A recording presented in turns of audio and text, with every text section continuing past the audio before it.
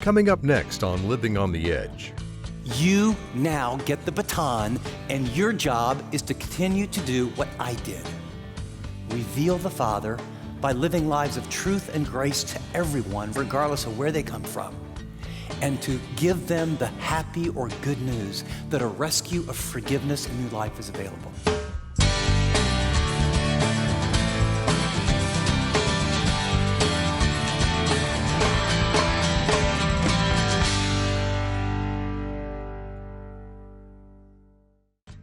Welcome to Living on the Edge. Hi, I'm Chip Ingram. You know, love is a popular subject, isn't it? It's a great topic to write songs about or make movies about or, have talk shows about. Love is popular year after year, generation after generation. Why? Because we all want to be loved and we all want someone to love us. But how do you love an invisible person? Jesus is leaving, and the disciples wonder, how do we stay connected? How will we love you? You're going to be gone. And if you have that problem as well, stay with me. We're going to learn how to stay connected to Jesus, even though we can't see him. I want you to imagine that I would walk up to you today, and I would have a little Fitbit type thing like this, and I would place it on your arm, and it would be waterproof, and you would wear it all the time for the next 30 days. And when you punched it, it would have the number 720 because that's how many hours are in 30 days. And the moment that I would put it on your arm, I would touch it, it would start moving backwards, 719, 711, 600, 500. And at the end of 30 days, you would know with absolute certainty you are going to die. Here's my question. Who would you hang out with in the last 30 days of your life? And why? What a 30-day urgent time frame does, I can just tell you in your mind and your emotions, what happens is, what really matters? Stated differently, what we really begin to ask and answer is, what's the most important thing in life? What's the most important thing about you and who you are and what you do? And I'm going to suggest, as you look at the notes at the very top, I'm going to suggest that we have learned in the last 4 weeks and now the 5th is that loving God and loving people is the most important thing about your life. Jesus said, when asked, so what's the most important commandment? Love the Lord your God. How? Fully, completely, your heart, your soul, your mind, your strength. And then if you really love God, your neighbor, people around you, those you know, but anybody in need, love them the way I've loved you. And the reason why is because love never fails and love lasts forever. The question it raises, though, is, so what's love really? I mean, is it a ooey-gooey feeling? Is it just being connected to people? In the last 4 weeks, Jesus has defined love as an unwavering trust in God's timing, purpose, and plans, even when we don't understand them. Remember that? John 11. He said that love is unbridled devotion resulting in extravagant gifts of your resources, your reputation, and sacrifice. That's love. It's not a feeling. He said love is unbridled devotion and uncommon servanthood that considers other people more important than ourselves. And finally, he said that love is an uncompromising obedience to his word, even when the consequences can be difficult. Last week, chapter 14. The question it raises, because Jesus has told this group of very common people like us, you are going to continue what I started. I came to do 2 things, reveal the Father. What's God really like? He's full of truth and full of grace. And I came to seek and to save that which was lost. I came fully God, fully man, to live a perfect life, to reveal God the Father, pay the price on the cross, to pay for people's sins, to rescue people back to their Creator. You now get the baton, and your job is to continue to do what I did. Reveal the Father by living lives of truth and grace to everyone, regardless of where they come from, and to give them the happy or good news that a rescue of forgiveness and new life is available. And so they've shared the Lord's Supper. Their feet have been washed. Judas has left. Peter has realized he's going to betray later, and the disciples are confused. He's told them he's going to leave, but he's going to come back with a promise. And then he gave them this huge challenge that you have to love one another the way I loved you, and that's how the world's really going to know. And so the question is, how do you do that? I mean, for real. I mean, if the bar is the kind of love Jesus said, and he loved them that way and loves us that way, and we're called to love exactly like that. I mean, uncompromising servanthood, unbridled devotion, passionately caring for one another, being willing to lay down our lives for one another, not theoretically, but like really. How's that possible? John 15, he's going to answer it. He's going to answer it with a picture. As best we could probably understand, he said, let us go at the end of chapter 14. They sang a hymn, they took the Lord's Supper, and on his way to the Olive Garden, where he would pray and then later be betrayed and arrested, probably stopped by a vineyard and said, guys, let's hang here for a minute. What I want you to know is you can only fulfill what I've commanded you to and to continue on in relationship with me by the relationship that that vine has with those branches. And then he explains it. If you look at your notes, he follows up on the promise in chapter 14. And the promise in chapter 14 was this. Jesus said, if anyone has, here's the key that you need, faith. You got to believe. You got to trust. He says, if anyone has faith, he will do what I've been doing. Well, what was Jesus doing? Revealing what God was like, and he was on mission. Jesus said, I came to seek and to save that which was lost. And he gave the baton to his disciples and to us and said, I want every single person on the face of the earth to know I love them, I've died for them, I've forgiven them, and your job is by your words and by your actions to communicate that. In fact, you'll do greater works than even I did. And then in John chapter 15, he gives us the process, and the way he does that is this metaphor of the vine and the vineyard and the vine dresser. Follow along as I just read the first 6 verses, and you've heard it, but I want you to just dig in and look at it for yourselves, touch it and feel it. Imagine yourself stopping at a vineyard, being scared to death about the future, but having confidence in him and wondering, how in the world can I love the way that I'm supposed to love? And Jesus would look at you and say, I'm the true vine, and my Father is the vine dresser. Every branch in me that doesn't bear fruit, he takes away, or literally he lifts up. And every branch that bears fruit, he prunes it that it might bear more fruit. You are already clean because of the word that I've spoken to you. Command, verse 4, abide in me, remain, stay connected, have living union is the idea, and I in you. As a branch cannot bear fruit unless it is abiding in the vine, so you cannot unless you abide in me. I am the vine, you are the branches. He who abides in me and I in him bears much fruit. For apart from me, you can do nothing. Warning, verse 6. If anyone does not abide in me, he's speaking to believers. The first line is, I am the true branch, every branch in me. He's speaking to believers here. But as a believer, you can not stay connected. You can get distracted. There's times where you haven't read the Bible in days or weeks. There's times where you haven't prayed effectively or deeply in a long time. There's times where busyness and the drift of work or family or discouragement or addictions cause you to fade farther and farther away from your union. You're still his son, you're still his daughter, but you become useless as an agent of grace because your life doesn't reflect him. And your focus and priorities have nothing to do with Jesus' agenda. And so in verse 6, he says, if anyone doesn't abide in me, he's thrown away, notice, as a branch, not as a son or daughter. And they dry up, and they gather them, and they cast them into the fire, and they are burned. And we'll talk about what that means. In your notes, notice, first and foremost, Jesus said he's the true vine. He's the true vine. In the Old Testament, Israel was the vine. In the temple, there would be pictures of vines that reflect it. In the period of the Maccabees, on a Jewish coin, there was a vine. Israel was God's vine. It was to tell the world of his love and his justice and his righteousness, but they've rejected their king. So he's saying to them, I am the true vine. I'm the connection with the Father. Second, our soul, the Father positions and prunes us for fruitfulness. He says, any branch, did you notice the progression? No fruit, fruit, more fruit, much fruit. And he's going to address each one. He positions us and prunes us to bear more fruit.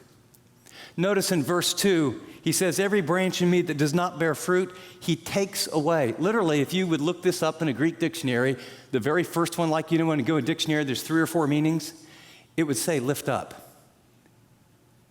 In fact, in John 6, when they lift up or picked up stones to stone him, exact same word. This isn't a picture of Judas being taken away. He's already gone. When you're a believer and you're not bearing fruit, here's the picture. In Palestine, often the vines would run on trellises. Some would run on the ground, and they wouldn't be in a position to get water and air and what they needed to grow. And so what they would do is they would lift it off the ground, and they'd take a stick with a fork in it, and they would lift up the vine and put it above the ground so that it could bear fruit. This is a moment of compassion. But I don't know about you, but if you are in your life right now, and we'll talk about this in a second, and you're not bearing fruit, the life of Christ, you're not really abiding. It's not like you love God's word, or you're talking deeply to him, or you're like doing life with a group of believers and encouraging one another, and therefore your life isn't bearing fruit. When he lifts you up, it's an act of kindness, but it can be very painful, right? Because your life is in one position, he's repositioning you. And so what happens sometimes, the way he repositions us is that, that job is not really a healthy environment for your faith, so we'll take care of that one. That relationship you're in right now, not very healthy for our relationship, I'm going to take care of that one. This velvet vice of love, I'm kind of, that addiction is a big roadblock between us and your love, and tell you what, it's going to get a lot worse before it gets better.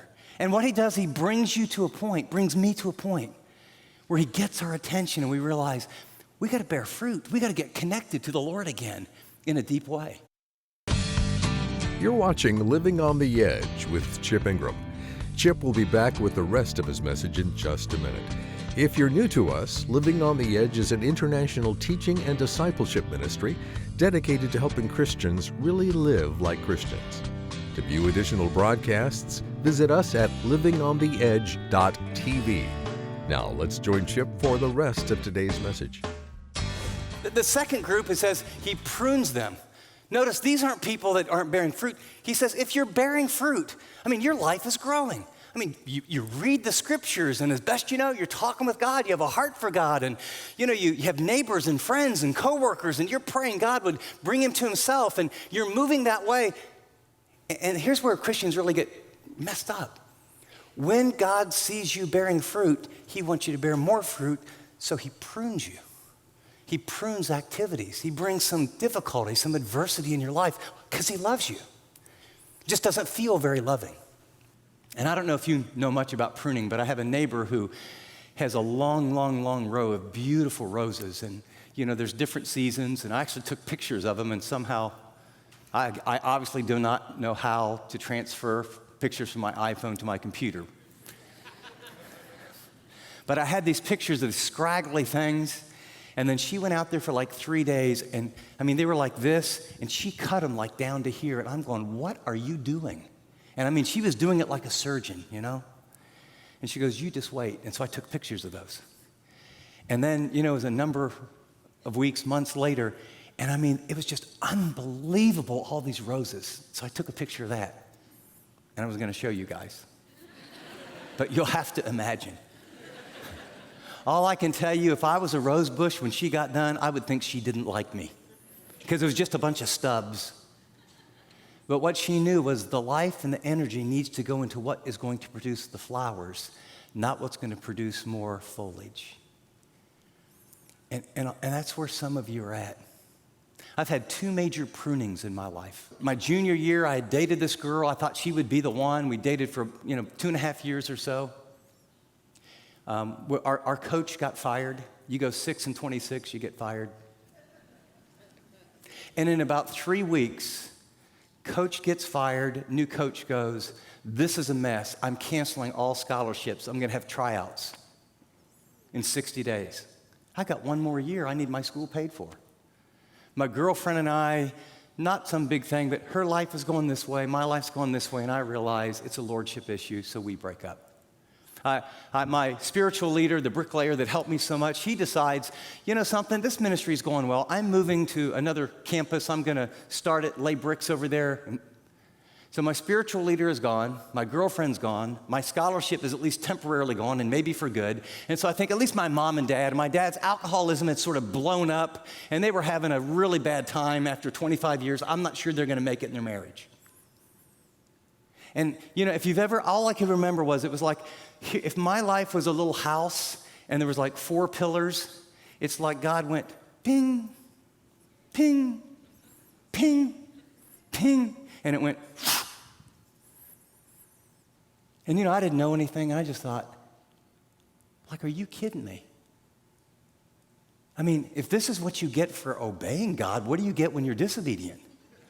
I mean, I'm serious. I mean, I was just like, God, hey, I'm not sure. I don't know if I can trust you. And all I can tell you is you either turn to God or turn away from God. And you know what? I couldn't rely on my girlfriend, and my identity couldn't be basketball anymore, and I couldn't go to my parents for security. And he ripped everything away because he loved me so much and had such a great plan for my life. He wanted me to draw near to him in ways like never before. So he became my security and my identity. And I was so heartbroken over this girl, if you can imagine this. I didn't date anyone for about 14 months because I didn't want to. And all the distractions of that moved away, and it was like, God, it's Jesus plus nothing. He wants to satisfy, and he does that to people who are growing, and he'll prune you. There's another window of time. Those of you that are in your 50s, late 40s, early 60s, beware. This is for growing Christians. You've made progress. You've led Bible studies. You read the Bible on a regular basis. You've almost raised your kids or they're out of the house. Life's going really pretty well. Finances aren't a big problem. You give off the top. You're making great progress. And somehow, down deep in the back of your mind, the McDonald's commercial has been embedded at such a level, you think you deserve a break today. And so you have this picture of what either retirement or, you know, God's going to reward you and things are going to be great. And you're in your 50s and he takes the pillars of your life. And then the economy goes, or you have a big struggle in your marriage, or one of your kids goes south, or you find yourself, you never dreamed it could be you, and you've either have an alcohol addiction or you had back surgery, now you have a prescription pill addiction, and it's all like pretty soon, bam, bam, bam, and the pillars of your life go out. Because see, his agenda is to get you back at a fresh, desperately dependent level on his agenda. And when I went in my 50s, that was my second big time. Left the security of the church, took over leading a nonprofit, did not want to go there, but felt it was God's will. I'm going to obey you. Within 3 weeks, my wife's mother died. My son decided he would get married. My wife had oral surgery that didn't work. My car in transfer was messed up in a wreck. The economy bubble burst, and all the commitments to this ministry faded away. And I was in my basement with, what in the world am I doing here? The job's not working. My wife's crying herself to sleep. I got issues here. I got issues here. And everything that made my life and identity and security solid went, whew. You know why? Because God doesn't want you to produce more fruit. He wants you to produce much fruit. And in your late 40s and 50s, the sin that's so subtle is the sin of self-dependency. Your brains, your work, you making it happen, the verses you know, the group that you're in. I've been in this small group for years. Well, maybe you ought to try a new one. When's the last time you started one? You know verses. Have you memorized any new one lately? But this passion that you desperately need him, he will knock the props out because his agenda is so much greater and so much bigger. I look back, and I think it's the kindest thing God ever did in my life in my early 50s. Going through them, I mean, my prayers were, you know what? Here's the deal. This was my great faith. I'm not going to quit. Okay, that's all I can tell you. Out of obedience, I came here, and if you want me to shut down this ministry, if you want my wife to have health issues, if you want this to happen, to this to happen, to this, the Lord gives and the Lord takes away. But you're all I got. And I'm not unapologetically, I cried out, I cried in my basement. This is, and I remember thinking, is this how thou treatest thy servants? When I start praying in King James, man, I'm really in trouble. Can I ask you, where are you? Where are you at? What's going on with you? Have you assumed that difficulty and adversity God is not for you? If you're walking with God and it's hard, he's probably pruning. If you're not really walking with God, he's trying to lift you up and it's uncomfortable. And by the way, the velvet vice of his love, if this doesn't work, okay, how about this? Still doesn't have your attention? How about this? How about this? In fact, notice verse 6. It says, if anyone doesn't abide in me, you just decide you're his son, you're his daughter, but you're just not living the life. You're not going to live the life. You're not going to read the Bible. You're not going to talk seriously. You're not going to get in some group and do community. You don't really care about the people at work. You basically are a child of the living God. You have been sealed with the Spirit. He lives inside of you. But either subtly or just an active, passive rebellion somehow, you've just said, I'm living my life, my way, for my agenda. Here's what he says. You'll be thrown away as a branch, not as a son or a daughter. Jot in your notes 1 Corinthians chapter 3, 11 to 15. He says there's a time where God's discipline goes to the point where literally as being useful to God, you're no use to him. And so you will be saved, yet as through fire, yet you'll lose your reward. In 1 Corinthians 11:30, you might write this one down. This is a bit scary. Some people got to that point and their motives were so bad and they were so embarrassing God's agenda, but they were legitimate sons and daughters. He says he prematurely took them home. This is serious stuff. Jesus is committed to his life being manifested in you and through you, so your life bears much fruit. That your character, your heart, your patience, your concern for those outside of Christ, your love for him, your alignment with his mission. He's so committed to that. If there's no fruit, he lifts you up. If there's fruit, he'll prune you. And if you refuse to abide, he'll actually take you out of the game. When God's working, that's a good thing. Here's the scary times when God says, I'll just let you go. You do whatever you want to do. He gives you over. He gives you up. And God is very, very patient. I shared with you, I met a young woman on a plane here several weeks ago, and she was a Christian leader at one time, and probably, I don't know the years, but for a considerable, maybe 5 to 7, 8, 9 years, she, out of a series of circumstances and hurts and very legitimate, terrible things the church had done to her, she walked away from God. But as I sat, I've never felt such concern and compassion of the heart of God of wanting to rescue and bring a daughter back into usefulness. She knows the Lord. She knew the Bible as well as me. She'd read all the great books. But her life is, far, far from God. And as we talked, I had an experience. In fact, I meet lots of people on planes, and I'll drop them a book or send them a series or do something to encourage them. But this person, I don't know what's going on. God brings her to my mind. I'm praying for her and praying for her and praying for her. And it just reminded me, when I am drifting, my Father loves me. When you're not bearing fruit, or some of your body language, when I talked about how serious this is, down deep, you have such a perverted view of God, you think he's down on you. The biggest problem of being restored back to a living relationship is you so think that everyone will be and God is down on you. I want you to know he's not. He just wants to bear fruit.